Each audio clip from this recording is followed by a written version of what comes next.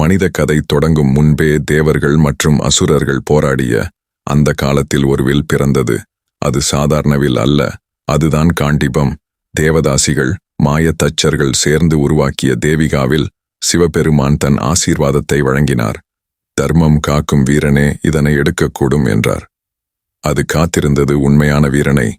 நேற்று மட்டும்தான் உலகம் அர்ஜுனனை ஒரு சிறுவனாக பார்த்தது. ஆனால் அக்னி தேவன் அர்ஜுனனை அழைத்தார். இந்த வில் உன்னுடையது. அர்ஜுனா, தர்மத்தை நிலைநாட்ட நீ வாழ வேண்டும். அர்ஜுனன் விலையும் வீரமும் சேர்ந்தது. ஒரு அம்பு போதும் 1000 வீரர்கள் விழுந்தார்கள். அம்புகள் முடிவு இல்லாமல் பாய்ந்தன. பார்த்தது போதும் எதிரிகள் பதவினர். அர்ஜுனனின் கையில் காண்டீபம் போர் முடிவதற்கு சின்னமாக இருந்தது. பீஷ்மர் மீது போர்க்கர்ணனோட மோதல் ஒவ்வொரு முறையும் காண்டீபத்தின் ஒளி கொடுத்தது. தர்மத்தின் வெற்றி வரும் அர்ஜுனன் தர்மத்தின் நாயகன் ஆனார். போர் முடிந்தது. உலகம் அமைதியை கண்டது. அர்ஜுனனின் மனம் சொன்னது. காண்டீபம் தேவலோகத்திற்கு திரும்பியதும் இன்று அதை எங்கு இருக்கும் தெரியுமா? புராணங்களில் ரகசியம்தான் ஒரு ஆயுதம், சாதாரணமல்ல.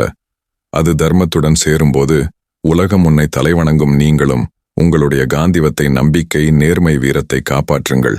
ஏனெனில் அதுதான் உண்மையான சக்தி. இன்னும் இப்படி பிரமிப்பூட்டும் மர்ம வரலாற்றுக்கான பயணத்துக்கு மிஸ்ட்ரி வேர்ல்டு தமிழை இப்போதே ஃபாலோ பண்ணுங்க.